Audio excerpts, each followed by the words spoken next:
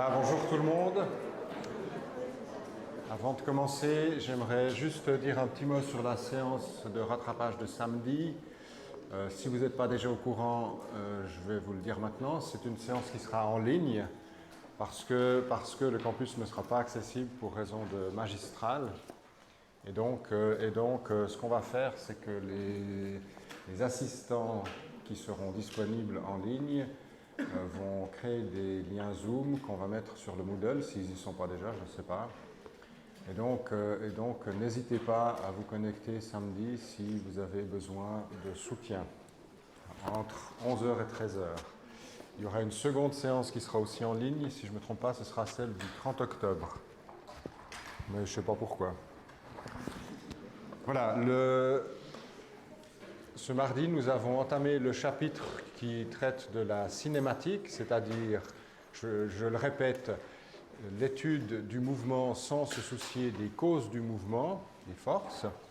Et on a introduit beaucoup de trajectoires, de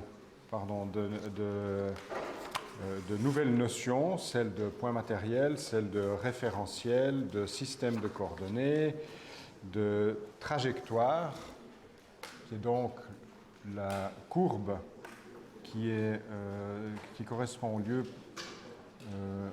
géométrique des points qui sont visités au cours du temps par le point matériel. On a vu la notion d'abscisse curviligne, qui est vraiment la distance qui a été parcourue depuis un point de référence lors de l'évolution. C'est une grandeur scalaire, mais elle est importante dans les définitions qu'on va introduire aujourd'hui, dans les grandeurs que nous allons introduire aujourd'hui. On a parlé de manière de paramétriser la trajectoire. Et en particulier, ce que je vais utiliser plusieurs fois aujourd'hui, c'est une paramétrisation de la trajectoire qui se fait à l'aide de l'abscisse curviligne. Et pour ceux d'entre vous qui, lors de la séance d'exercice, avaient peut-être un peu de peine à se rendre compte ce que c'est qu'une fonction qui peut dépendre de deux paramètres, si vous vous rappelez bien, il y avait un exercice dans lequel il s'agissait de faire de différencier une fonction qui dépendait de deux paramètres x et y, et je vous demandais de dériver uniquement par rapport à x ou par rapport à y. Et une question récurrente, c'était, mais qu'est-ce que ça veut dire, qu'est-ce que c'est qu'une fonction qui dépend de deux paramètres? Alors un exemple tout simple, c'est celui qui est justement dessiné au tableau. Les deux paramètres que je pourrais définir, ce serait ici un x et un y.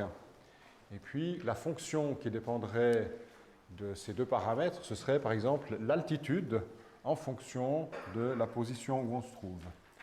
Et en construisant l'altitude, eh bien pour n'importe quel point x, y, je lui associerais un point z, ou f de x, y, qui serait la hauteur par rapport à ce qu'on avait au départ. Et donc vous voyez que ça c'est un exemple tout simple de fonction qui dépend de deux paramètres. D'habitude je montre une carte de géographie, mais c'est exactement la même chose. Et donc ce que vous avez fait, c'est différencier soit selon x, soit selon y. Différencier selon x, ça veut dire on se met à une valeur de y constante et on regarde la manière dont notre fonction elle varie lorsque on se déplace parallèlement à x. On prend une valeur de y constante. Alors évidemment, ce qu'on va obtenir, c'est quelque chose qui dépend de la valeur de y à laquelle on se place. C'est clair, on va obtenir une fonction qui dépend de y, de même que si on différencie par rapport à y, ça revient à se placer à une position de x constante et voir comment l'altitude va varier si on se déplace parallèlement à y. Et là aussi, évidemment, si on est sur la ligne que je viens de représenter ou sur la ligne que je viens de représenter, on va obtenir des altitudes différentes et donc la différentielle par rapport à y, c'est une fonction qui dépend de x. Donc c'est une notion qui peut sembler un petit peu compliquée, mais qui n'est pas tant que ça. Et de toute façon, on va très peu l'utiliser dans ce cours. On a aussi vu l'équation horaire. L'équation horaire, c'est donc celle qui décrit la position, le vecteur position qu'on appelle aussi r en fonction du temps. Et on a vu que c'est quelque chose qu'on peut paramétriser à l'aide de l'abscisse curviligne, à l'aide de la fonction composée. Pourquoi? Parce que r, le vecteur r, il va dépendre de l'abscisse curviligne. et l'abscisse curviligne elle-même, elle dépend du temps, et donc la fonction r en fonction du temps, c'est la fonction composée r en fonction de l'abscisse en fonction du temps. Et j'en étais arrivé à définir deux vitesses, la vitesse instantanée. La vitesse instantanée, c'est un vecteur qui est la dérivée du vecteur position. Vous voyez que je l'écris avec la formule que je vous ai donnée, la formule qui est basée sur la limite. Comme c'est un vecteur dérivé temporel, on va utiliser ce petit point, mais je pourrais aussi l'écrire r' de t, ce qui est un petit peu, des fois, ce qui porte un petit peu à confusion.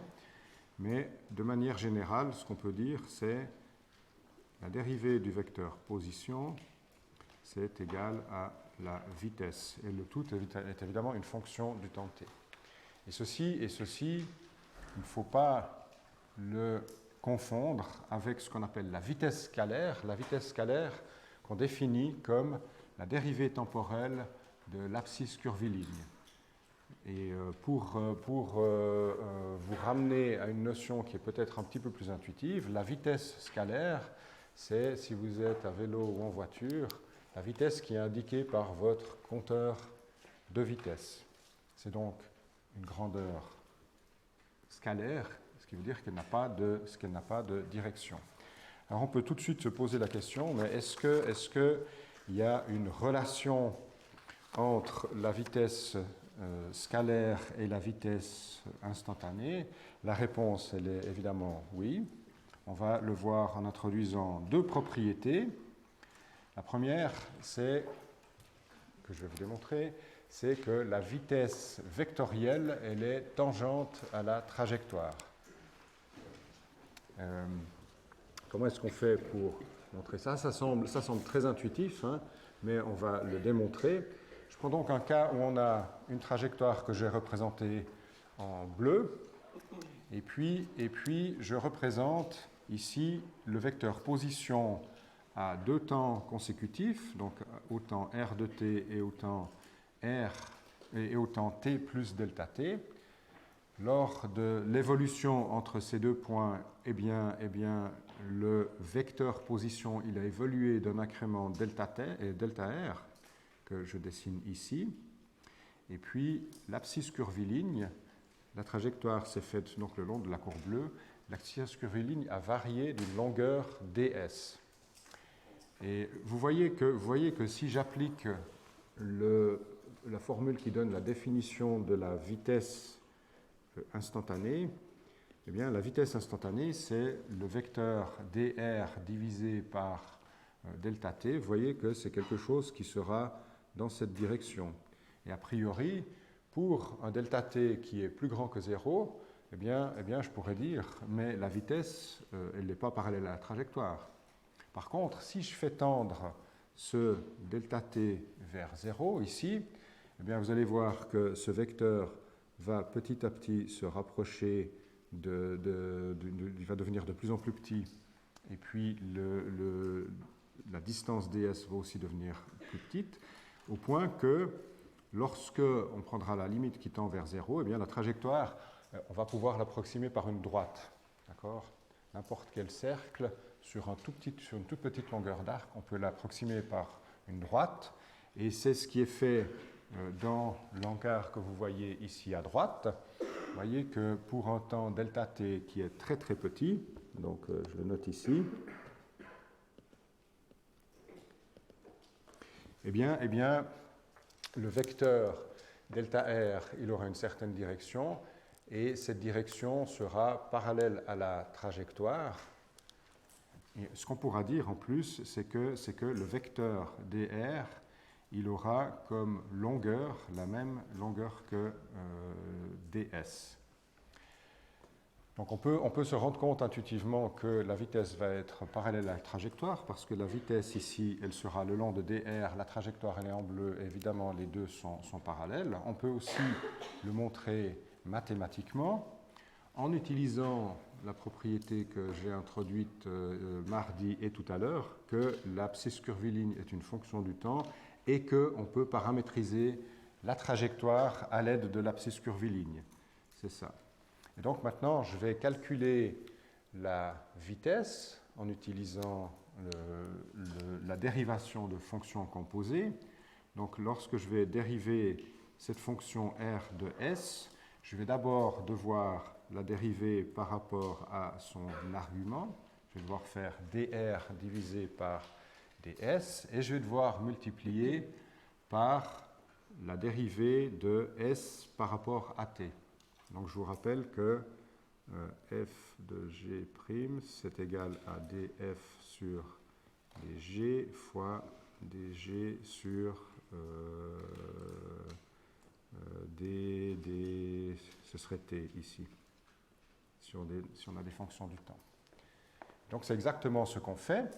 Et donc vous voyez qu'ici on a un vecteur qui a la direction dr et qu'on divise par une longueur qu'on appelle ds et on multiplie le tout par une grandeur qui est ds sur dt, mais ds sur dt c'est rien d'autre que ce que nous avons défini comme la vitesse scalaire, ceci. Et lorsqu'on regarde l'encart qui est en haut à droite, qu'est-ce qu'on voit? On voit que le vecteur dr sur ds, c'est un vecteur qui a une longueur de 1 et qui est tangent à la trajectoire. D'accord? Donc, ce vecteur, on va du reste l'appeler par la suite, on l'appellera tau. Et comme il a une longueur de 1, je lui mets un petit chapeau. Donc ça, c'est la première propriété que je voulais vous démontrer avant de retrouver la relation entre la vitesse scalaire et la vitesse vectorielle, que je vous donne ici. C'est simplement que la vitesse scalaire, c'est la norme de la vitesse vectorielle. Donc c'est assez simple, hein. Vous avez un vecteur vitesse, la vitesse scalaire, un vecteur vitesse qui a donc une certaine direction, qui a une certaine norme. Eh bien, la vitesse scalaire, c'est simplement la norme de la vitesse vectorielle. On va le démontrer. Donc, ce qu'on vient de voir, ce que je viens de vous montrer dans la slide précédente, c'est que la vitesse vectorielle, c'est ds sur dt fois dr sur ds, et ceci, on l'a appelé tau. Ça, c'était la vitesse scalaire que je note V. Et puis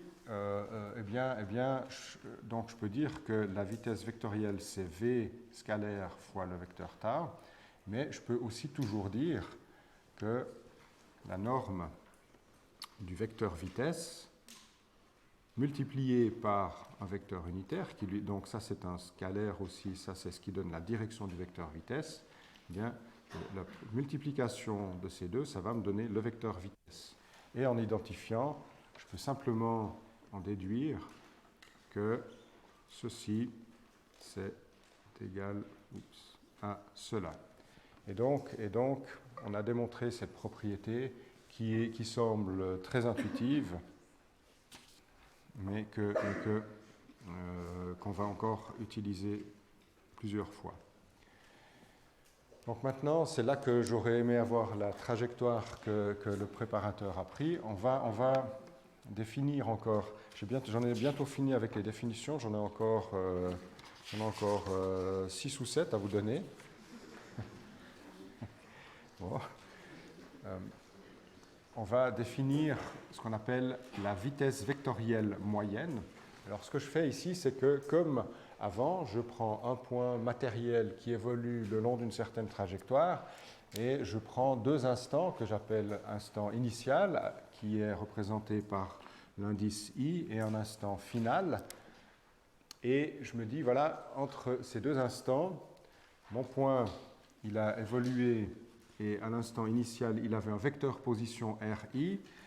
À l'instant final, il a un vecteur position que j'appelle RF. Ces deux vecteurs, ils sont orientés d'une certaine manière. Et puis, je vais définir le vecteur vitesse moyenne, la vitesse vectorielle moyenne, comme le rapport entre la différence de position et la différence de temps. c'est quelque chose qui est un vecteur, et on introduit le fait que c'est une vitesse moyenne à l'aide de cette notation. Cette notation entre ces parenthèses triangulaires, c'est ce qu'on appelle aussi des brackets. Et ça veut dire vraiment moyenne. Alors, si je prends le vecteur, si je prends l'évolution entre deux points, on va aussi piquer les flèches là. Vous voyez que si j'ai ici le vecteur R dans la position finale, j'ai ici le vecteur R à la position initiale, le vecteur dr c'est celui-là, et donc la vitesse moyenne entre ces deux états, c'est le vecteur qui va entre ici et ici, divisé par le temps.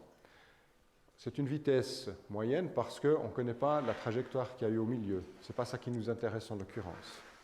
Okay. Et donc, en particulier, imaginez que vous avez une trajectoire qui est circulaire. Donc, je le dessine, c'est quelque chose que je dessine ici. On prend un système de coordonnées dans notre référentiel. Vous avez un point matériel qui a une trajectoire circulaire. Et puis j'imagine qu'à l'instant TI, le vecteur se trouve à cet endroit. Donc, je l'appelle RI. Et puis, je laisse le système évoluer pour faire un tour complet. Donc, une fois que le système, que le point matériel, il a retrouvé sa position initiale, je définis ça comme le temps final. Donc, la différence entre le temps initial et le temps final, c'est le temps qu'il nous a fallu pour faire un tour. Mais maintenant, la différence entre le vecteur initial et le vecteur final, c'est quoi? C'est 0. Et donc, dans le cas de cette trajectoire circulaire, si on a fait un nombre de tours entier entre l'instant initial et l'instant final, eh bien, dans ce cas-là, la vitesse vectorielle moyenne, elle est simplement égale à 0. Et donc c'est pour ça qu'on introduit aussi ce qu'on appelle la vitesse scalaire moyenne, qui est simplement la moyenne sur l'intervalle de temps qui se déroule entre l'instant initial et l'instant final de la vitesse scalaire. Et vous voyez que ici, on fait la même opération, mais avec la vitesse sans vecteur, donc la vitesse scalaire, ce qui fait que comme la vitesse elle dépend de l'abscisse curviligne, eh bien simplement la vitesse scalaire moyenne, ce sera la distance qu'on a parcourue divisée par l'intervalle de temps. Et la distance parcourue, c'est quoi? C'est la variation de l'abscisse curviligne entre l'instant initial et le temps final. Et donc, je vais devoir utiliser cette notation. Et vous voyez que dans le cas que je viens de vous donner, eh bien, la vitesse scalaire moyenne, ce serait 2π fois le rayon de ce cercle, d'accord? Donc la distance qu'on a parcourue, le périmètre du cercle, divisé par l'intervalle de temps. Et vous voyez que dans ce petit exemple, on a évidemment que la vitesse scalaire moyenne, elle est différente de 0. Pour prendre aussi un exemple tout à fait similaire, imaginez que vous faites le trajet en train entre Lausanne et Genève, et qu'au moment où vous partez, vous appelez ça l'instant initial, et au moment où vous êtes de retour à Lausanne, vous appelez ça l'instant final, eh bien, la vitesse vectorielle que vous aurez eue entre l'instant initial et final, ce sera égal à 0, puisque vous serez au même vecteur position. Et par contre, la vitesse scalaire moyenne que vous aurez eue, si vous voyagez en train, c'est un petit peu plus que 100 km/h, si vous ne vous arrêtez pas à Genève. Donc, deux définitions de plus. Toujours pour faire des analogies qui vous permettent de vous raccrocher à quelque chose qui est un petit peu connu. Donc, toujours pour voir ce que c'est que ces grandeurs. Donc, si ici, on part de la Maladière et qu'on prend l'autoroute, eh bien, l'abscisse curviligne en fonction du temps, ce sera simplement la distance que vous avez parcourue. depuis que vous êtes rentré sur l'autoroute. Donc à un instant donné, votre abscisse curviligne, ce sera ça. Et puis au fur et à mesure que le temps évolue, eh bien, l'abscisse curviligne, ce sera vraiment la distance que vous avez parcourue. La vitesse scalaire, ce sera donc la vitesse scalaire, ce sera la vitesse indiquée par le compteur de votre voiture. La vitesse scalaire moyenne, ce sera la vitesse moyenne que vous avez eue entre votre point et puis ici, le point de départ et Morges, par exemple. Donc ce sera 12 km divisé par le temps qui vous a pris, que vous avez mis pour aller entre Lausanne et Morges. Et puis la vitesse vectorielle, eh bien à chaque instant, la vitesse vectorielle, elle sera tangente à la route. La vitesse vectorielle moyenne, ce sera cette longueur, enfin ce vecteur, divisé par le temps que vous avez mis entre Lausanne et Morges. Donc vous voyez que toutes ces grandeurs sont reliées, mais elles ont des significations qui sont un tout petit peu différentes. Donc jusqu'à présent, on a parlé de vecteur position, on a parlé de vecteur vitesse. On va encore avoir besoin de parler du vecteur accélération, qui est un tout petit peu plus compliqué. Pourquoi? Parce que dans les lois de Newton, eh bien, on a l'accélération qui apparaît, et donc on doit explicitement en tenir compte. Par contre, la définition de l'accélération, si on sait ce que c'est qu'une dérivation, et on en a l'habitude maintenant, ben c'est assez simple. L'accélération, c'est rien d'autre que la dérivée de la vitesse. Et comme la vitesse est elle-même la dérivée du vecteur position, je peux écrire que l'accélération, c'est la dérivée seconde, donc la dérivée de la dérivée qui a opéré deux fois du vecteur position, évidemment par rapport au temps. Et donc, vous voyez que lorsque j'écris l'accélération, je dis c'est la dérivée de la vitesse ou la dérivée seconde de la position. Et je peux aussi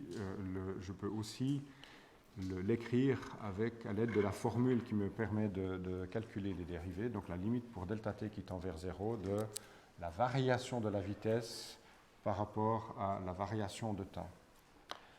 Alors on pourrait se dire, ah bah tiens, ça va être comme la vitesse, l'accélération sera tangente à la trajectoire. Eh bien non, ce n'est pas du tout vrai parce qu'on va montrer maintenant que en plus d'avoir une composante qui est parallèle à la trajectoire, l'accélération, elle peut aussi avoir une composante qui lui est perpendiculaire et on dit aussi normale. Donc perpendiculaire et normale, c'est deux choses qui veulent dire exactement la même chose pour moi. Alors, on peut se rendre compte de deux manières qu'il va y avoir deux composantes. Imaginez que j'ai ici le vecteur vitesse de mon point matériel, et puis ce que j'ai défini, c'est que l'accélération, c'est la variation de ce vecteur vitesse par rapport au temps. Alors ce vecteur vitesse, j'ai deux manières de le faire changer. Je peux le faire varier en norme, je peux faire changer la longueur, enfin la norme de ce vecteur, je peux l'agrandir, mais je peux aussi changer la direction de ce vecteur. Et une chose qu'il faut bien comprendre, c'est que même si la norme de la vitesse elle est constante, eh bien, si je change la direction de la vitesse, là, je n'ai pas changé sa norme, j'ai juste changé sa direction, eh bien, le vecteur vitesse, il a quand même subi une variation qui était dans la direction qui est entre les deux extrémités de la flèche. D'accord? Donc même si la vitesse scalaire, norme de la vitesse, est constante, ça ne veut pas dire que l'accélération est égale à 0. Et ce qu'on va montrer, je prends maintenant la vitesse exprimée à deux temps différents, si elle est constante, ce qu'on va montrer, c'est que la variation de la vitesse, elle peut avoir une composante qui est perpendiculaire à la vitesse. Alors, ce que je vais faire, c'est d'abord reprendre la notation qu'on a établie tout à l'heure, qui dit que la vitesse, c'est la vitesse vectorielle, c'est la vitesse scalaire multipliée par un vecteur unitaire parallèle à la trajectoire que j'appelle tau. c'est ce petit vecteur. Hein.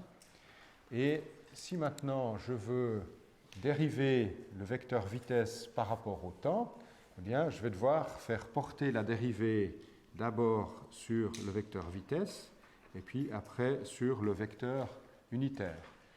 Ce vecteur unitaire, c'est un vecteur qui a une longueur de 1, ça va rester une longueur de 1. Sa variation, elle est simplement due au fait que sa direction peut changer. Pourquoi? Parce que la direction de la trajectoire peut changer en fonction du temps. Et donc, en faisant ceci, je vais d'abord faire porter la dérivée sur le premier terme, sur la vitesse scalaire. Je vais obtenir donc dv sur dt dans la direction de tau. Ça, là, on sera dans une direction qui est parallèle à la trajectoire, puisque tau est parallèle à la trajectoire. Et on aura une deuxième composante qui sera celle qu'on trouve en faisant porter la dérivée sur le second terme, ce qui nous donnera v fois cette grandeur d tau sur dt. Alors pour l'instant, on va dire que c'est une autre composante. Et dans un premier temps, on va se concentrer sur ce premier terme qui ne va pas demander grand-chose. Ça, c'est un terme donc, dont on voit qu'il est parallèle à la trajectoire, il est tangent à la trajectoire, puisque tau l'est aussi. Et donc, vous voyez que ce vecteur tau, il est multiplié par la dérivée temporelle de la vitesse scalaire, et ce terme, donc dv sur dt fois tau, on va l'appeler l'accélération tangentielle. Donc ça, c'est quelque chose qui décrit la variation de la vitesse, mais parallèlement à elle-même. Donc si entre l'instant, si la vitesse grandit, ce vecteur, la norme de ce vecteur va changer, ce vecteur va grandir, mais pour l'instant, je n'ai rien qui décrit une variation de position, puisque le vecteur tau, le vecteur v, pardon, il est parallèle au vecteur tau qui est tangent à la trajectoire. Pour l'instant, j'ai uniquement un terme qui me décrit le changement de vitesse. Ça, c'est comme si vous étiez sur une ligne droite et que vous accélérez. Donc on appelle ça l'accélération tangentielle. Et toujours dans mon analogie avec le trajet entre Lausanne et Morges, c'est l'accélération, c'est l'augmentation de vitesse que vous auriez lorsque vous accélérez après être sorti du bouchon, par exemple. Donc voilà, oui. La vitesse, ça peut être aussi une fonction en fait? La vitesse scalaire, c'est une fonction aussi? Oui, donc la question, pour ceux qui écoutent en ligne, la question c'était est-ce que la vitesse scalaire peut être une fonction du temps? Alors oui, c'est une fonction du temps, évidemment. J'aurais peut-être dû le noter là. Hein. Donc v, c'est une fonction du temps. Pourquoi? Parce que si vous faites, je ne sais pas, vous avez l'air de faire du vélo, la vitesse scalaire, c'est celle que votre compteur il indique. Si vous êtes à la descente ou à la montée, évidemment, vous allez peut-être aller à des vitesses différentes, mais ce que votre compteur va indiquer, c'est vraiment la vitesse scalaire, et donc ce sera naturellement une fonction du temps. D'accord?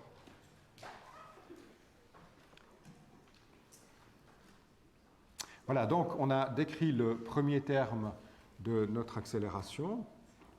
C'est celui qui est encerclé de rouge, et je vais effacer.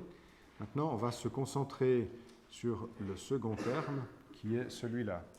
Et c'est là que tout le calcul vectoriel qu'on a fait jusqu'à présent va commencer à trouver son utilité, parce que vous voyez que ce vecteur vitesse ici, on va le garder, c'est une fonction du temps comme on vient de le souligner, mais on aimerait bien calculer la direction et l'amplitude de ce vecteur d tau sur dt. Comment est-ce que le vecteur qui est tangent à la trajectoire, il évolue lorsque on suit la trajectoire? Et ça, c'est pas forcément évident. Je vais utiliser ici une toute petite astuce. Je vais utiliser le fait que notre vecteur tau, il a une longueur de 1 et que cette longueur de 1 ne varie pas. Qu'est-ce que ça veut dire? Ça veut dire que si je prends le vecteur tau et que je le multiplie scalairement par lui-même, alors là maintenant, ce n'est plus la vitesse, c'est le vecteur tau. Vous voyez que si je fais le produit scalaire entre le vecteur tau et lui-même, Eh bien, si vous vous rappelez de la définition du produit scalaire, c'est que le produit scalaire de deux vecteurs, c'est la norme des deux vecteurs multipliée par le cosinus qu'il y a entre les deux vecteurs. Et donc, si je fais tau fois produit scalaire tau, ça va me donner 1 fois 1 fois le cosinus de 0 degré, puisque les deux vecteurs sont identiques. Et donc, ça va me donner 1. Donc, le vecteur unitaire tau multiplié scalairement par lui-même, c'est quelque chose qui va donner 1, quel que soit l'instant. Pourquoi? Parce qu'à l'instant t, le vecteur tau, il est, admettons, comme ça. Tau fois tau, c'est 1. À l'instant t plus dt, le vecteur tau, il aura changé de direction, d'accord? Mais tau fois tau, ce sera toujours égal à 1. Et donc, si on a quelque chose qui est toujours égal à 1, sa dérivée temporelle, elle est égale à, j'entends un grand 0 dans l'auditoire, oui, c'est juste. Et donc, je vais utiliser le fait que la dérivée d'une constante est égale à 0. Je vais donc calculer la dérivée temporelle de ce produit scalaire entre tau et lui-même. Et comme précédemment, je vais devoir faire porter la dérivée sur les deux vecteurs, puisqu'on a la dérivée d'un produit scalaire de vecteurs. Donc, le premier terme, ça va me donner d tau sur dt fois tau. Donc, j'ai fait porter la dérivée là-dessus. Et le deuxième terme, ce sera tau fois la dérivée de tau par lui-même.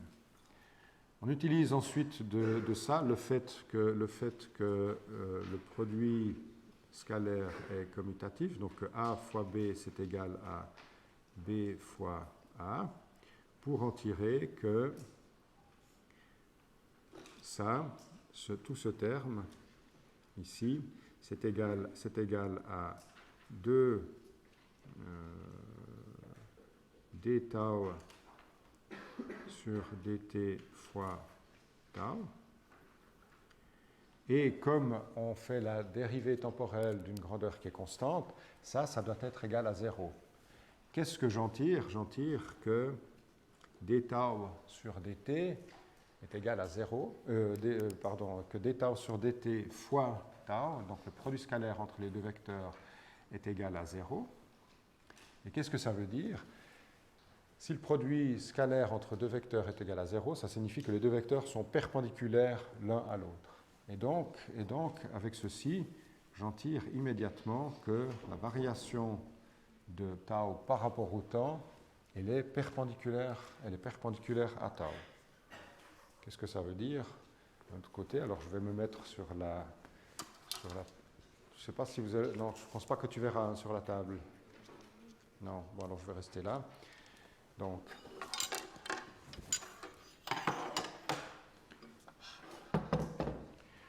si j'ai le vecteur tau à un instant, eh bien, alors à l'instant d'après, le vecteur tau sera peut-être comme ça, si j'exagère un petit peu, mais lorsque je compare les deux vecteurs, je peux reprendre ce vecteur-là. Les deux vecteurs tau à l'instant t et tau à l'instant t plus dt, ils ont une longueur de 1, et la variation entre les deux, vous voyez que l'angle qu'on a ici, il est à peu près de 1.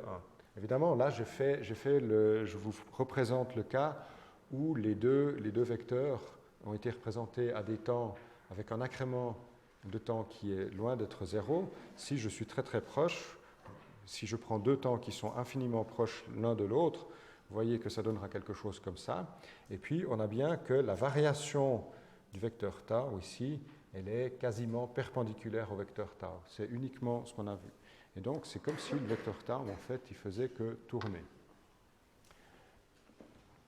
Donc, j'espère que vous avez déjà compris le fait que le vecteur variation de tau, il est perpendiculaire à tau.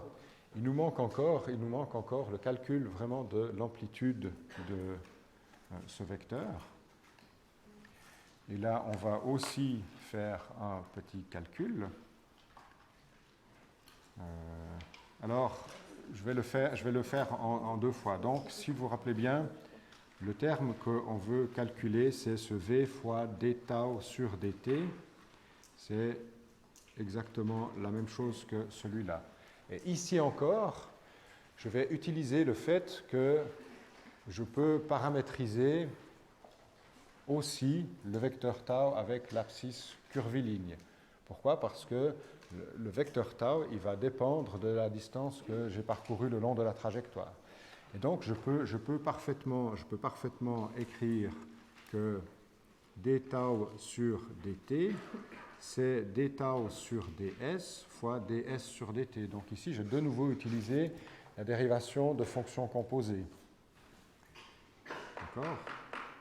Et vous voyez que, ce faisant, je fais apparaître de nouveau un terme qui va comme ds sur dt, la dérivée de l'abscisse curviligne par rapport au temps, qui n'est rien d'autre que la définition de la vitesse scalaire. Et si je passe ceci de l'autre côté, vous voyez que j'obtiens maintenant un terme qui va comme v carré fois la dérivée du vecteur unitaire tangent la trajectoire par rapport à l'abscisse curviligne. Alors, ce qu'on a ici, c'est un tout petit peu compliqué. Je passe tout de suite à la slide suivante avant de revenir à celle-ci. Comment... Oui. Entre la première, comment on a introduit l'accélération, la trajectoire. L'abscisse curviligne. L'abscisse curviligne, voilà. Le S, comment il va apparaître? Alors, j'ai le droit de le faire apparaître. Je le fais. Alors, la question, c'était comment est-ce que l'abscisse curviligne est apparue pour les gens qui sont en ligne. Et la réponse, c'est que le vecteur unitaire, donc imaginez que j'ai ici la trajectoire. Vous voyez, j'ai représenté une partie de la trajectoire en noir. C'est ce cercle. Et vous voyez qu'à un instant t, le vecteur tau, il est comme ceci. Et le vecteur tau, il évolue au fur et à mesure qu'on suit la trajectoire. Et donc, ce que je dis, c'est que le vecteur tau, il dépend de la trajectoire, il dépend de la distance qui était parcourue. Je fais exactement comme une paramétrisation du vecteur position par rapport au temps. Donc, ce qu'on a déjà vu plusieurs fois, c'est que le vecteur position en fonction du temps, on peut l'écrire comme le vecteur position en fonction de la distance parcourue, qui est elle-même, donc l'abscisse curviligne, qui est elle-même une fonction du temps. Ici, je fais exactement la même chose. Je dis que le vecteur tangent à la trajectoire, donc c'est a priori une fonction qui dépend du temps, mais je dis que je peux très bien l'écrire comme la fonction, le vecteur tau, qui dépend de la distance parcourue, qui dépend elle-même du temps. Donc c'est exactement ce qu'on a déjà fait avant. Et donc lorsque je vais dériver ici tau par rapport au temps, eh bien, je vais devoir faire la dérivation d'une fonction composée, et donc j'aurai que d tau sur dt, c'est d tau sur ds fois ds sur dt, dérivation de fonction composée. D'accord? Alors, si vous voulez, je vais laisser ça un instant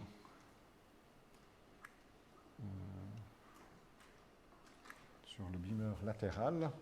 Je vais aller à la slide suivante parce que ce qu'on aimerait faire, nous, c'est vraiment calculer ce que vaut d tau sur ds pour le remplacer dans notre formule qui va nous donner l'accélération, la deuxième composante de l'accélération.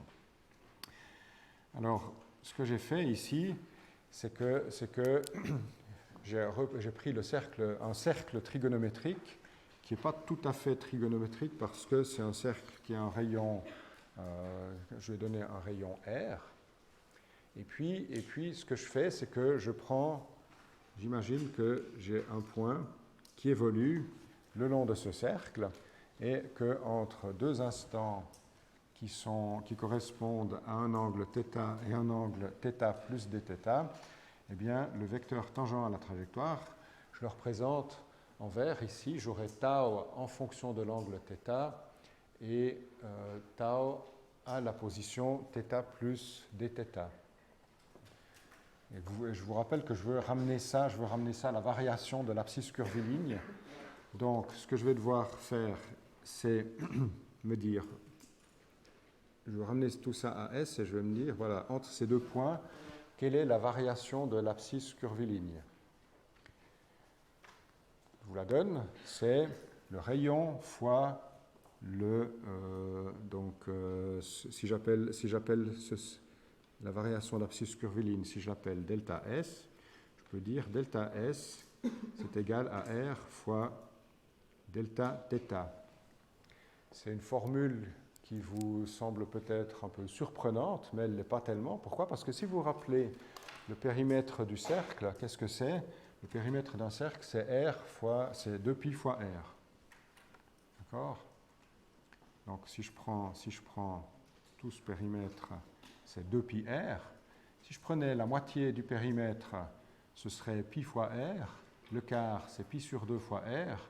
Et puis, une longueur d'arc qui correspond à un angle delta θ, c'est simplement R fois delta θ. OK? Donc,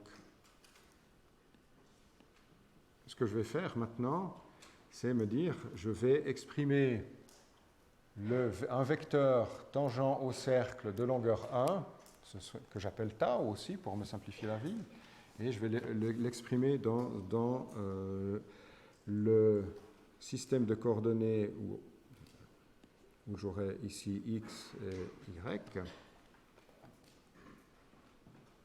avec des petits chapeaux. Et donc, vous voyez que si je me place à l'instant θ, le vecteur tau de θ, comment est-ce que je vais trouver ces composantes? Vous voyez que si je regarde la composante en x, et que si j'ai θ qui est égal à 0, vous voyez que la composante en x, elle ira comme sinus θ, parce qu'à θ égale 0, on a 0. Et puis, lorsque on a θ qui est égal à π sur 2, eh bien, la composante le long de x de ce vecteur, ce sera moins 1, et j'en déduis donc que la première composante du vecteur tau, le long de x, c'est moins sinus θ. Je fais la même chose pour la composante le long de y, et ce qu'on voit, c'est que si je suis à θ égale 0, j'ai une composante le long de y qui vaut 1, et la composante le long de y de mon vecteur, lorsque θ est égal à π sur 2, elle vaut 0. Quelle est la fonction qui vaut 1 lorsque θ est égal à 0 et qui vaut 0 lorsque θ est égal à π sur 2? C'est cosinus θ. Vous auriez pu le faire directement avec les projections, hein, mais ça marche aussi, ça va très bien. Et donc, ce que j'ai montré ici, c'est que les composantes de ce vecteur, c'est rien d'autre que moins sinus θ et cosinus θ à 2 dimensions. Et donc, je peux tout de suite dériver ça par rapport à θ. Donc, vous voyez que si je dérive tau par rapport à θ, c'est ce que je vais faire ici. Dérivée de vecteur, c'est le vecteur formé par la dérivée de chacune des composantes. Donc, la dérivée de moins sinus, qu'est-ce que c'est? C'est égal à moins cosinus. Et la dérivée de cosinus, vous le savez, c'est moins sinus de θ. Okay, donc j'ai trouvé ici le vecteur tau donc j'ai trouvé la dérivée de tau par rapport à l'angle θ. Et vous voyez que si je représente le vecteur moins cosinus θ moins sinus θ, c'est un vecteur qui est dirigé vers le centre, qui est vraiment dirigé vers le centre et qui a lui-même aussi une longueur de 1. Pourquoi? Parce que si j'appelle j'appelle le vecteur d tau sur dθ, je l'appelle n. Si je regarde la norme du vecteur n, je vais devoir prendre la somme des composantes au carré et prendre la racine. Ça va me donner cosinus carré plus sinus carré de θ. Ça donne identiquement 1. Et donc, je sais que la norme du vecteur n, elle est égale à 1. Bon, alors on a vu que le vecteur d tau sur dθ, c'est un vecteur qui est dirigé vers le centre de notre cercle. On n'est pas encore tout à fait au bout de nos peines parce qu'on aimerait on aimerait calculer un d tau sur ds, mais vous voyez qu'avec ce que je vous ai montré avant, lorsqu'on passe à des grandeurs infinitésimales, je vais pouvoir dire que ds, c'est r fois dθ. Et j'ai donc maintenant deux équations. Alors je termine juste. J'ai d tau sur dθ est égal à n. Et donc formellement, je peux réécrire ça, c'est ce que je fais là, comme la variation infinitésimale de dθ, elle est égale à n fois dθ. Et ça, c'est vraiment une multiplication, ce n'est pas un produit scalaire, hein, d'accord. Et puis, à travers ceci, je peux réécrire que ds est égal à r fois dθ. Et maintenant, en divisant l'un par l'autre, qu'est-ce que j'ai? J'obtiens tout de suite que d tau sur ds, c'est égal à, vous voyez que les dθ, c'est des variations infinitésimales, elles vont se simplifier. Donc il va nous rester un n et il va nous rester un r. Donc on a simplement obtenu que, alors je vais l'entourer ici, je vais l'écrire en plus gros. On a obtenu que d tau sur ds est égal à un vecteur qui est perpendiculaire à tau et qui va comme l'inverse du rayon de notre cercle. Alors là, j'ai pris le cas où on a une variation vraiment sur un cercle. On verra qu'on peut généraliser ça lorsqu'on se retrouvera dans un quart d'heure. À tout de suite. Oui. Est-ce qu'il y a une différence quand on met d'abord le chapeau et ensuite la flèche? C'est aucune différence. Voilà.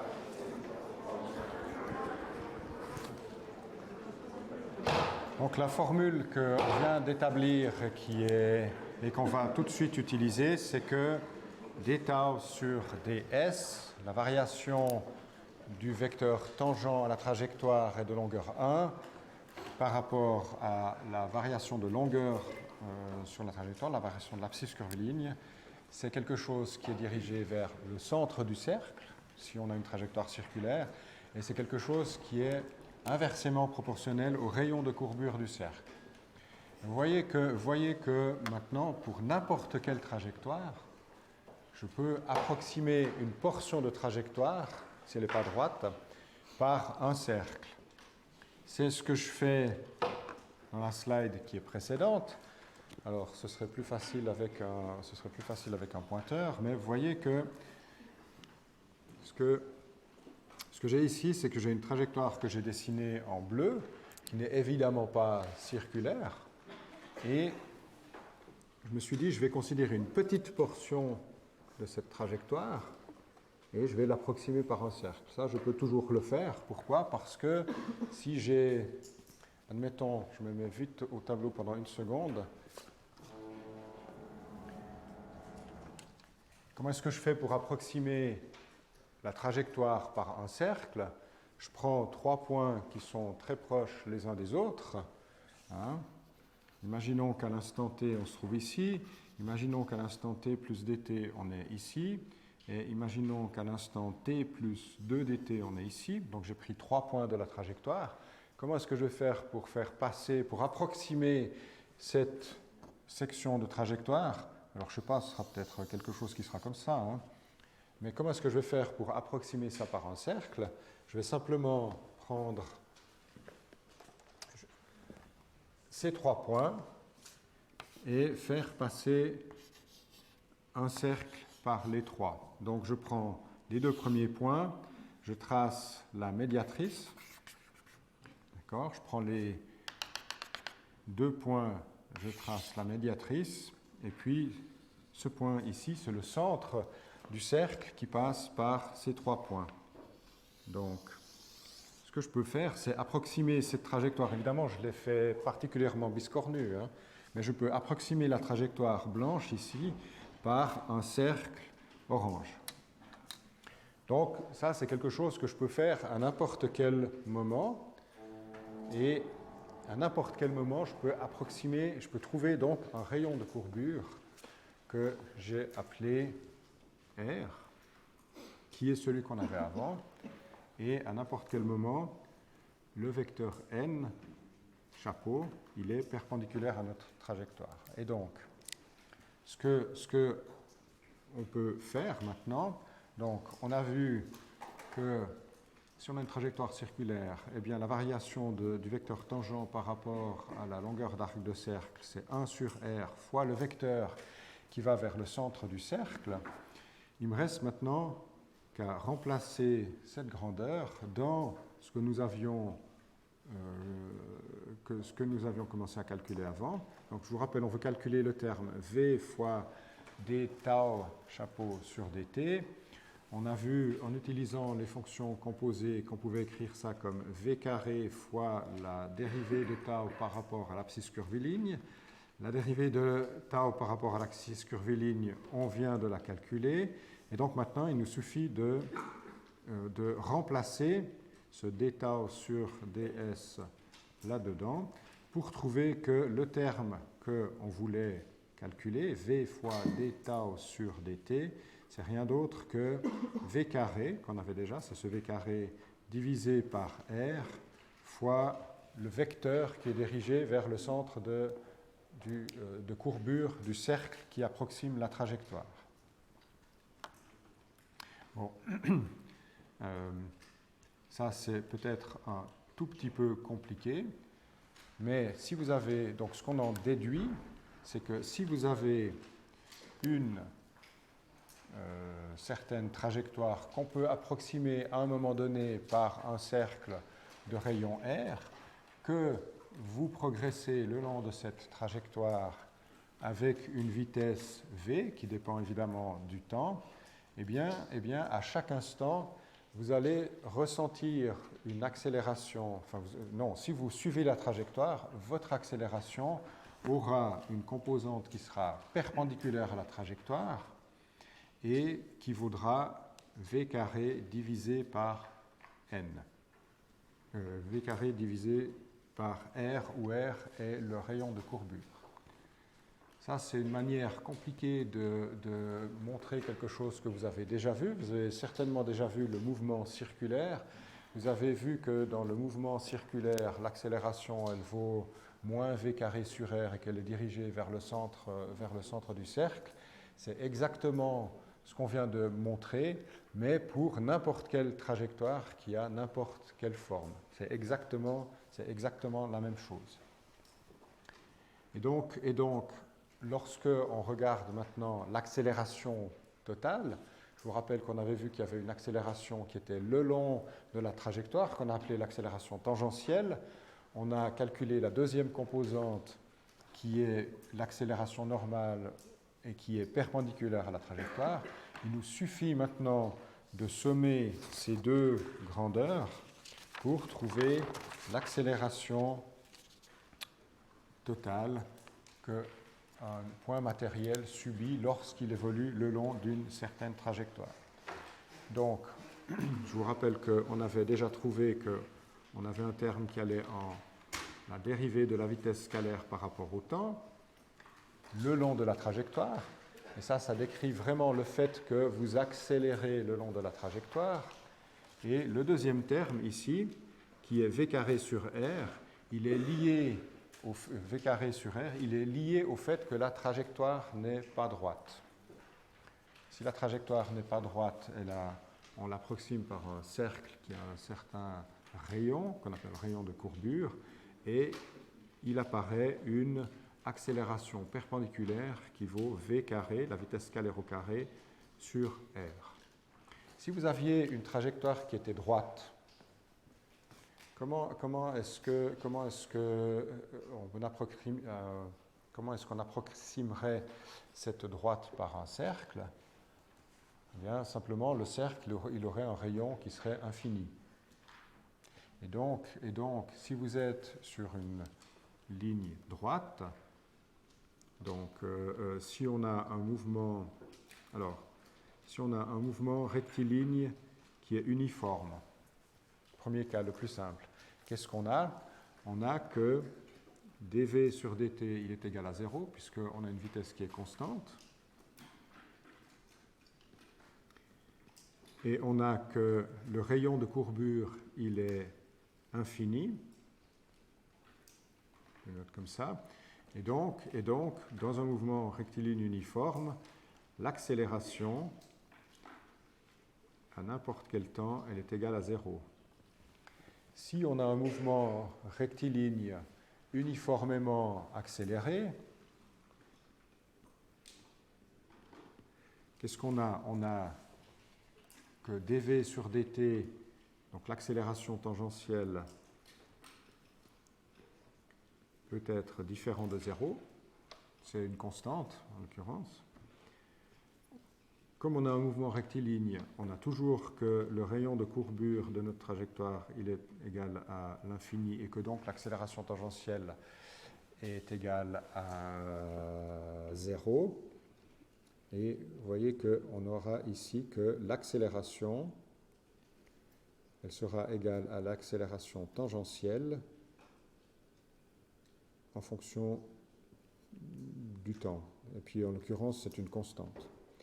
Dernier mouvement que nous allons voir, c'est le mouvement circulaire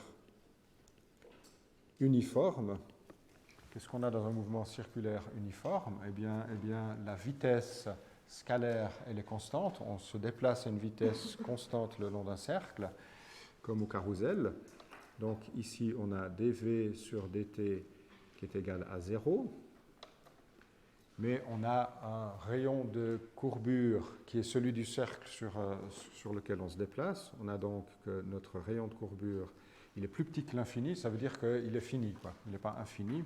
Et donc, dans ce cas, on a que l'accélération tangentielle, elle est égale à 0, et puis l'accélération normale, elle est égale à v carré sur r fois le vecteur chapeau de n, et il est dirigé vers le centre du cercle. Donc vous voyez que en ayant établi cette formule pour l'accélération, on arrive facilement à retrouver trois mouvements qui sont des mouvements classiques, qu'on va tout de suite voir, et qu'on arrive facilement à intégrer. Voilà, si vous voulez, je laisse ça pendant une seconde au tableau.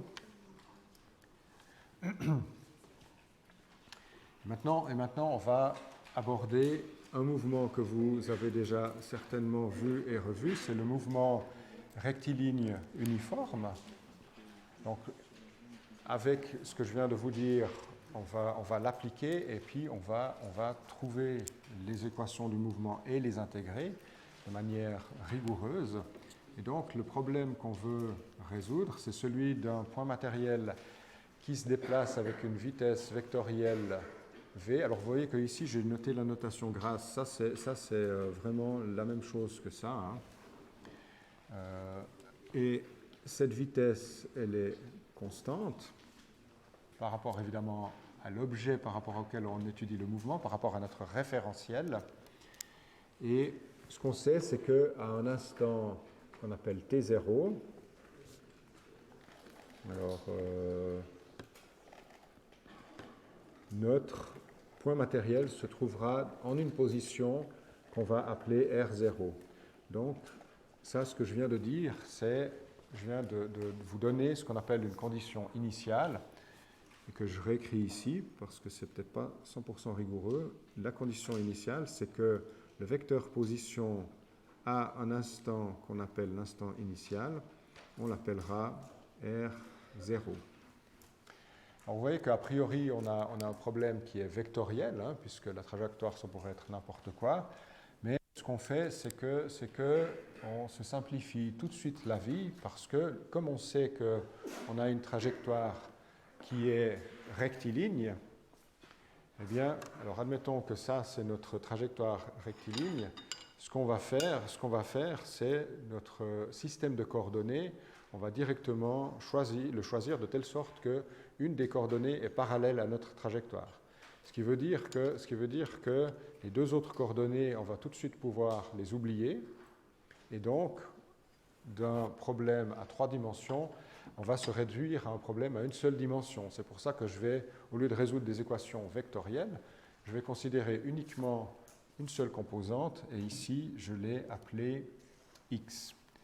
Et donc, si je regarde les équations du mouvement qu'on a, qu'est-ce qu'on sait? La première qui est implicite ici, c'est que l'accélération, comme on a un mouvement rectiligne uniforme et qu'on l'a vu avant, on voit que l'accélération tangentielle elle est égale à 0 et l'accélération normale est aussi égale à 0. Et donc, finalement toute l'accélération est égale à 0. Donc, la vitesse, elle est constante. Ça, c'est cohérent avec ce qu'on vient d'écrire. C'est l'hypothèse de base qu'on fait. C'est pour ça que je n'ai pas écrit la première équation. La deuxième équation du mouvement, c'est celle qui dit que la dérivée du vecteur position par rapport au temps, c'est égal à la vitesse. Et donc, il nous reste une équation à résoudre qui est celle-ci. Donc, vous voyez que ici, je suis passé d'une description en R à une description en X, en sachant que X c'est une des composantes de R et que les deux autres, on les ignore simplement. Et donc, on va devoir résoudre une équation différentielle qui nous dit que la dérivée par rapport au temps de la fonction x de t qu'on cherche est égale à une constante. Est-ce que c'est suffisant? Non, ce n'est pas suffisant parce qu'on doit munir cette équation différentielle de la condition initiale. La condition initiale, c'est ce qu'il nous dit, c'est ce que j'ai dit avant, qu'à l'instant t égale t0, on est à une certaine position. Alors, avant de résoudre cette équation différentielle, on peut la résoudre très simplement juste par inspection. Je vous pose la question, quelles sont les fonctions x de t telles que la dérivée de x par rapport au temps est une constante? Eh bien, je pense que c'est facile pour tout le monde. Si je dis dx sur dt est une constante, j'en tire tout de suite que x de t est égal à v fois t. D'accord? Ça, c'est quelque chose que vous avez vu et revu au gymnase ou au lycée. Et c'est la réponse de notre équation différentielle. La question que je vous pose maintenant, c'est est-ce que c'est suffisant? Non, ce n'est pas suffisant. Pourquoi? Parce que si je rajoute une constante à toute cette fonction, je l'appelle c, cette constante, et bien vous voyez que pour n'importe quelle valeur de la constante, l'équation différentielle, elle est satisfaite. Parce que si je différencie ce qu'il y a à droite, je vais obtenir dx sur dt est égal à v, la dérivée de la constante c'est 0, et donc pour n'importe quelle valeur de c, eh bien, je vais pouvoir satisfaire l'équation différentielle. Et donc il faut que je trouve cette valeur de c. Comment est-ce qu'on va la trouver? On va utiliser la condition initiale. Alors, je le fais graphiquement dans la slide suivante. Ce que je viens de vous dire, c'est que toute fonction x de t est égale à v fois t plus c satisfait l'équation. Et vous voyez que ici, ce que j'ai fait, c'est que j'ai tracé toute une famille de courbes qui correspondent à des valeurs différentes. Donc vous voyez que lorsque je dessine ceci, donc lorsque je dessine x en fonction du temps, la pente, ça va donc nous donner une série de droites. Toutes les droites, elles ont la pente v, et toutes les droites, elles peuvent avoir a priori une abscisse curviligne qui est différente. Le c, ce serait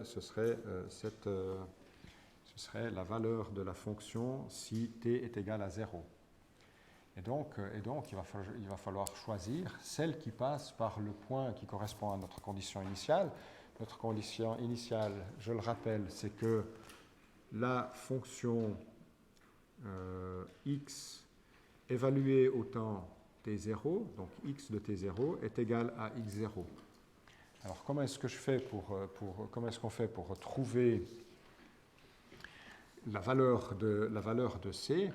Eh bien, je vais simplement remplacer, je sais qu'à l'instant t égale t0, ma fonction, elle doit prendre la valeur x0, et donc ce que je fais, c'est que je remplace simplement. Donc, je vais simplement remplacer ici t par t0 dans cette équation. Donc, j'aurai ici un t0, et puis je saurai que tout ça, ça doit être égal à x0. D'accord? Donc, je peux écrire que x0 est égal pardon, à v fois t0 plus c. J'en tire donc que c, c'est x0 moins vt0, que je remplace là-dedans.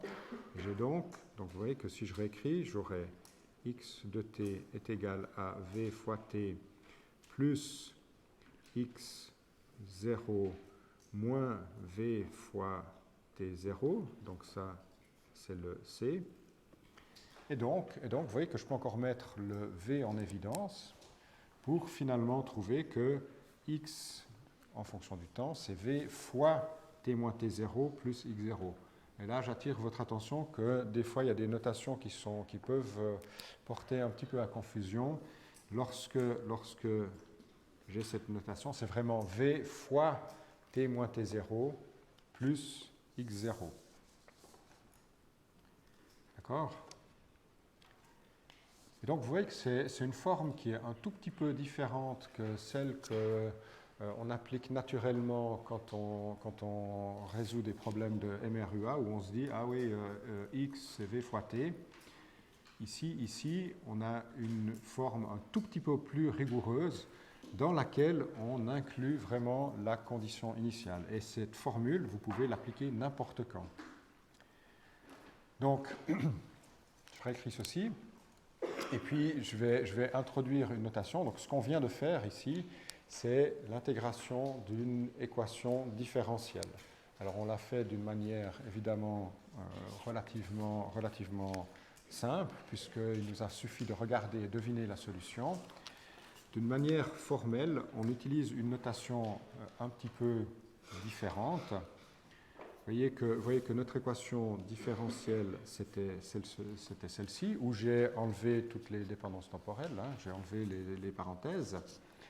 Et donc, ce qu'on fait formellement, lorsqu'on veut intégrer l'équation différentielle, c'est qu'on fait une séparation, ce qu'on appelle une séparation des variables, on passe ce dt de l'autre côté, et on obtient donc que une variation infinitésimale de dx, c'est égal à la vitesse fois une variation infinitésimale de dt, et on va introduire ce signe qu'on appelle intégrale de manière à trouver la fonction la fonction x dépendant du temps. Et ce qu'on fait à gauche de l'équation, on doit le faire à droite de l'équation aussi, c'est pour ça que j'introduis aussi ce signe. Donc on ne va pas encore le faire maintenant, je vais juste vous donner une petite idée de ce qu'on fait lorsque l'on fait une intégration. Hein. Imaginez qu'on a une fonction qu'on appelle v, et ici je l'ai fait dépendre d'un paramètre muet que j'ai appelé t'. Vous voyez que ce t' ici, ce n'est pas la dérivée du temps, ce n'est pas une dérivée, c'est simplement ce que j'appelle un paramètre d'intégration, c'est une variable que j'aurais pu appeler n'importe comment, puisqu'elle n'apparaît pas. Mais ce que je suis intéressé à faire, c'est à intégrer cette fonction que j'ai appelée v de t entre deux bornes, entre une borne qui est définie par l'instant initial et une borne qui est l'instant t auquel je veux trouver ma fonction. Et puis faire une intégration, ça c'est rien d'autre que de déterminer la surface qui est sous la courbe rouge. Alors on peut le faire de plusieurs manières. La première, c'est, formellement, ce qu'on fait, c'est qu'on va, pour trouver la surface, on va découper tout ce qui est sous la courbe rouge en rectangles. Vous voyez que ces rectangles, je les ai représentés en bleu. La hauteur des rectangles, elle varie pour qu'on puisse représenter la courbe rouge. Et vous voyez que si je somme les aires de chacun de ces rectangles, je vais arriver, dans une très bonne approximation, à trouver l'aire qui est sous la courbe. Et comment est-ce que je vais faire pour sommer les aires de ces rectangles? Eh bien, l'aire de chacun de ces petits rectangles, c'est la base. La base, c'est la largeur des rectangles que j'ai découpés. Cette largeur, je l'appelle dt'. C'est une variation très petite, infinitésimale, si je veux bien décrire la courbe. Et puis pour chacun de ces points i, je vais multiplier par la hauteur du rectangle, qui n'est rien d'autre que la fonction que je veux intégrer, estimée à un point ti. Donc vous voyez que si ici on a un point que j'appelle ti, eh bien cette distance-là, c'est la fonction, et puis je l'appelle prime encore, c'est la fonction évaluée à l'instant ti'. Donc vous voyez qu'en faisant une somme sur un indice que j'appelle i, qui me dit quel est le rectangle que je suis en train de sommer, que je somme la valeur de la fonction prise au point ti, que je multiplie chaque fois par l'incrément, eh bien je vais trouver la surface qui est sous la courbe, et formellement, je l'écris aussi comme l'intégrale entre mes bornes, entre t0 et t, de la fonction multipliée par l'incrément delta t'. Donc je rappelle, t', c'est vraiment une variable d'intégration. T', ça ne veut rien dire. J'aurais pu l'appeler n'importe comment, ça aurait été exactement la même chose. Ce qui compte ici, c'est vraiment la condition initiale et l'instant t auquel je veux estimer mon intégrale. Et donc ça va me donner x de t. Alors ce qu'on va voir plus tard dans le cours, je ne vais pas le faire aujourd'hui, c'est que si on arrive à trouver ce que j'ai défini plus tôt dans le cours, une primitive que j'appelle v majuscule de la fonction v de t, eh bien notre intégration elle devient très très simple. Pourquoi? Parce que si je trouve une fonction telle que dv majuscule sur dt est égal à v, eh bien l'intégrale de cette fonction sur le temps sera trouvée simplement en estimant la primitive aux bornes d'intégration t et t0 et en faisant la différence de la valeur que prend la primitive en t et en t0. Ça, c'est ce qu'on appelle le théorème fondamental de l'intégration. Et peut-être que plus tard dans le cours, je vous en ferai la démonstration. Ce n'est pas très compliqué, mais si vous avez une fonction à intégrer, si vous trouvez une primitive de cette fonction, alors l'intégration devient extrêmement facile puisqu'il suffit d'estimer la primitive aux bornes et de faire la différence. Ça, c'est peut-être un peu difficile à digérer, mais vous verrez que tout au long de ce semestre, ça va devenir beaucoup plus clair. Voilà, on a fait une première intégration. On va regarder maintenant le cas d'un mouvement rectiligne uniformément accéléré. Alors, si je reviens dans ce qu'on a fait précédemment, lorsqu'on a écrit l'accélération dans n'importe quel cas, on est dans celui de la deuxième ligne. On aura donc ici une grandeur dv sur dt qui est différente de 0.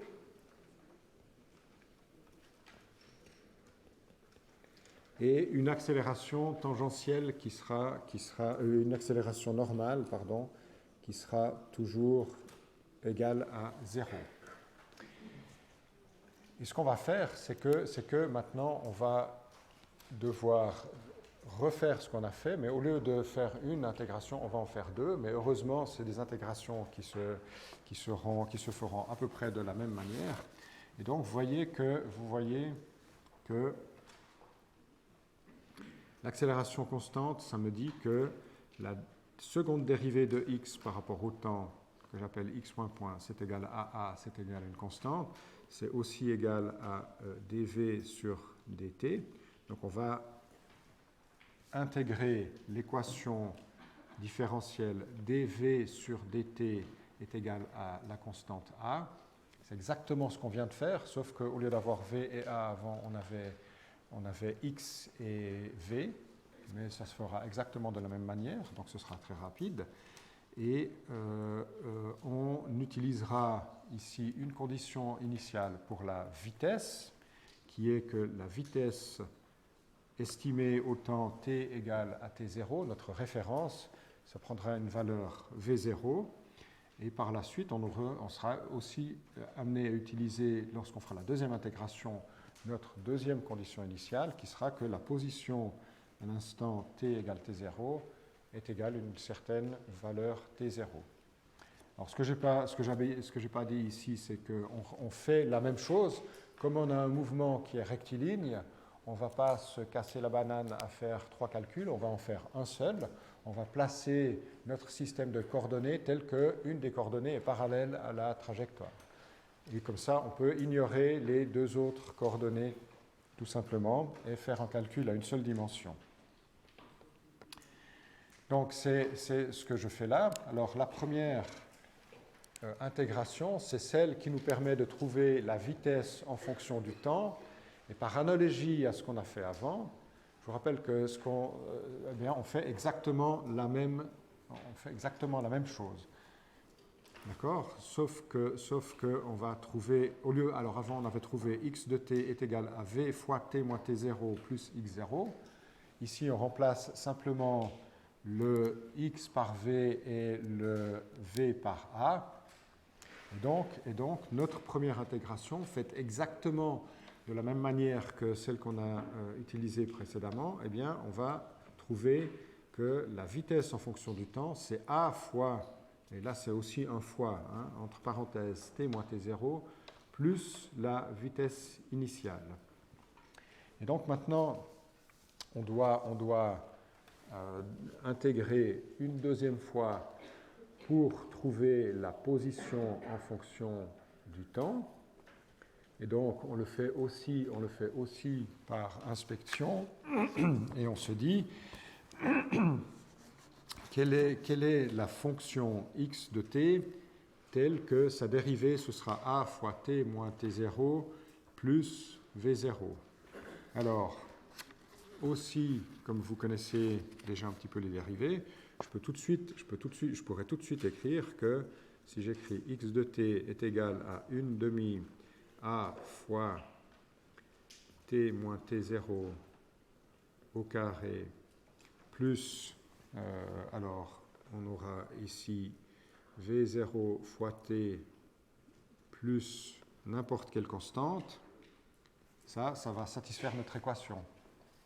Pourquoi ? Parce que si je dérive cette équation, vous verrez que j'aurai un 1/2 fois 2 fois a fois t moins t0 plus v0 est égal à v de t. Okay ? Maintenant, il faut qu'on trouve la constante. N'importe laquelle de ces constantes va satisfaire l'équation. Et ce que je vais faire, c'est appliquer la condition initiale. La condition initiale, c'est que x à l'instant t0 est égal à x0. Je remplace t par t0 dans cette formule. Et qu'est-ce que je vais trouver ?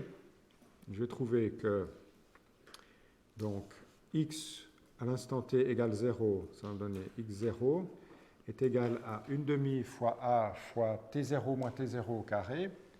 Donc 1/2 a t0 moins t0 au carré. plus V0 fois T0 plus C. OK? Et ici, on trouve la même chose. Donc, vous voyez que le T0 moins T0, il s'annule. Et il nous reste simplement que x0 est égal à V0 T0 plus C.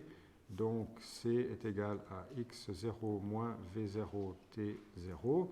Et lorsque je remplace là-dedans, je trouve simplement que x de t est égal à 1 demi a fois t moins t0 carré plus v0 fois t moins t0 plus x0. Alors là aussi, vous voyez que cette formule, elle est plus compliquée que celle dont vous avez peut-être l'habitude, où vous vous dites, on se dit, ah ben non, x c'est 1 demi at carré. C'est vrai que x est égal à 1 demi à at carré. Dans le cas particulier où le temps initial c'est 0 et la vitesse initiale est 0 et la position initiale est 0. Mais avec la formule que vous avez ici, vous pourrez appliquer ceci à n'importe quelle condition initiale, donc n'importe quel temps t0, n'importe quelle vitesse v0 et n'importe quelle position x0. Il vous suffira de remplacer, dans les formules, dans la formule, puisque vous appliquerez toujours la même formule, il vous suffira de remplacer pour trouver le x en fonction du temps. Et ça c'est quelque chose qui facilite énormément la vie. Donc, je vous incite vraiment à utiliser cette formule plutôt que la simple formule x est égal à 1 demi at carré, pour laquelle vous appliquerez quand même avec votre machine à calculer vous appliquerez quand même les conditions initiales, mais vous le ferez intuitivement. Oui? Quand vous avez remplacé dans la parenthèse à côté de l'accélération, t par t0, mais pas à côté de la vitesse. Vous avez remplacé le t0 pour l'accélération. Avec votre masque, j'entends rien du tout. Voilà. Vous avez remplacé dans la parenthèse à côté de l'accélération le t par le t0, Oui. mais pas le t à côté du v0.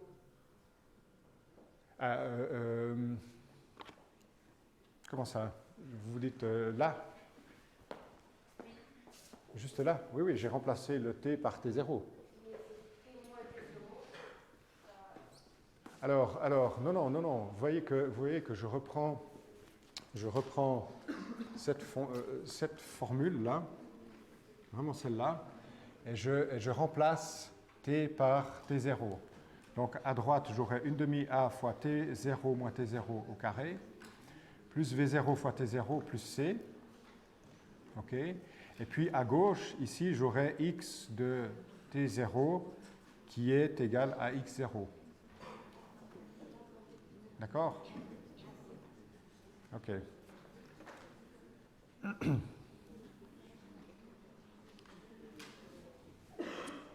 Donc ici, ce qu'on a fait, c'est qu'on a fait la même chose. Vous voyez qu'au lieu de trouver une famille de courbes qui sont des droites qui sont parallèles les unes aux autres et où on sélectionne la bonne droite, eh bien, on a une famille de paraboles, puisque ceci, c'est une parabole.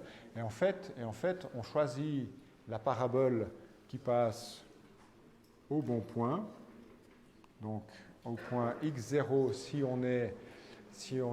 le temps vaut t0, mais qui a aussi la bonne pente à l'instant t égale 0. Donc, la condition initiale sur la vitesse, elle vous dit la parabole que je vais trouver, elle doit être tangente à une droite de pente v0 et elle doit passer par le point x0 à l'instant t0. Donc ça souligne le fait que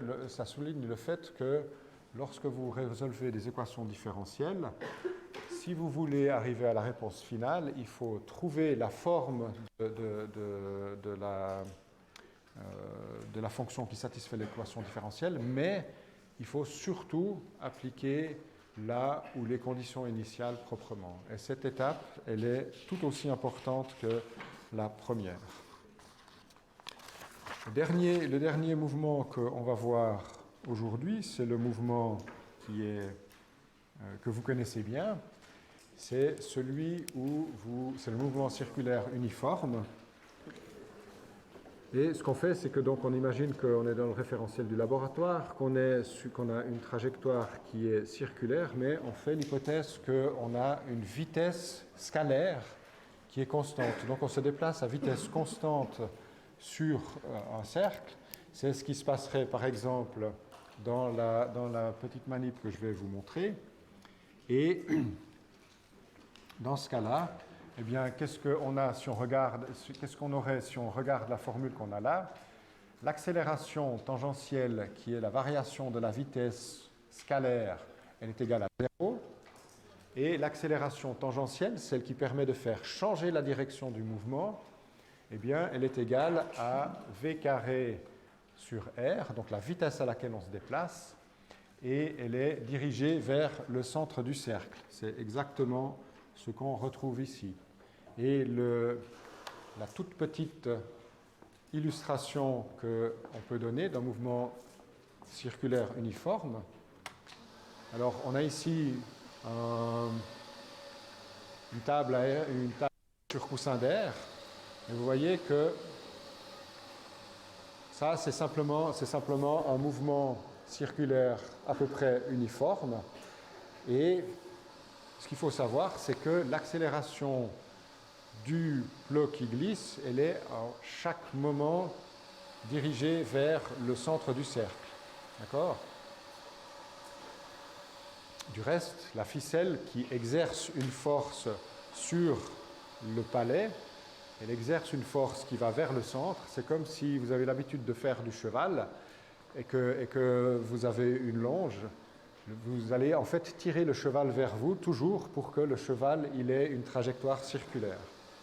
Alors, vous voyez qu'on peut faire des petites choses très rigolotes. Je peux accélérer le mouvement si je veux.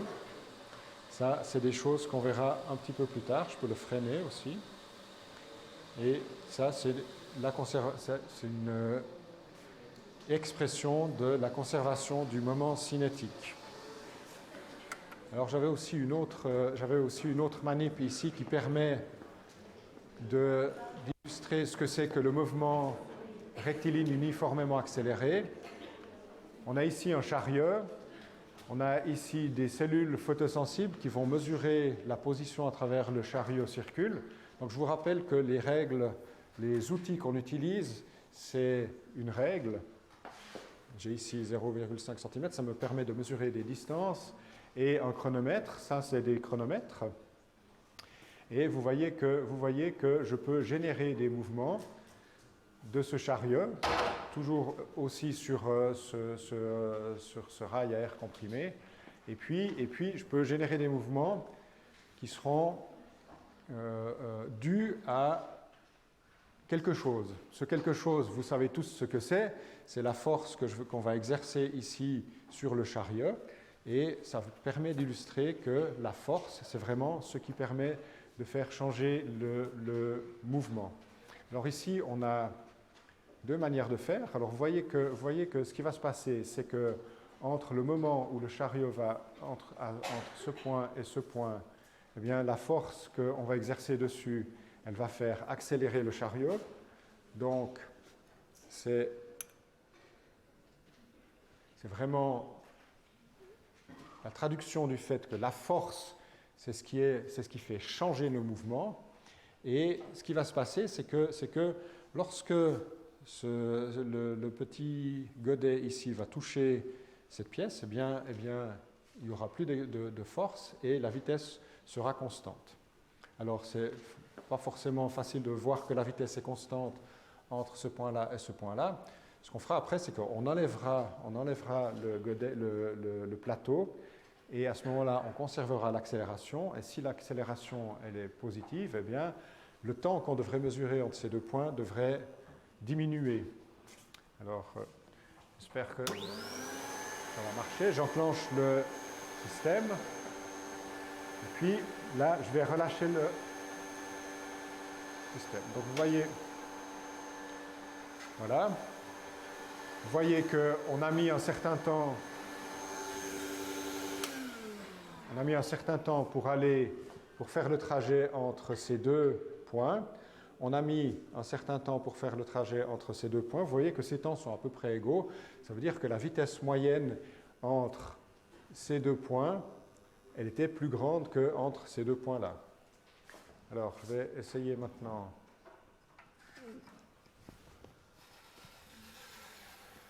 d'enlever le plateau. Donc, rappelez-vous, la valeur qui était là, c'est à peu près 1.831. Et puis, alors c'est un peu fragile, là. Voilà. J'enlève ce plateau.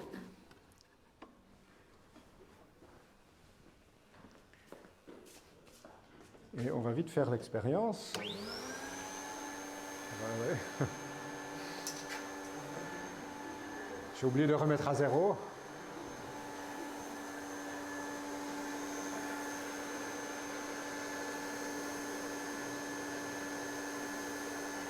Voilà. 1.831.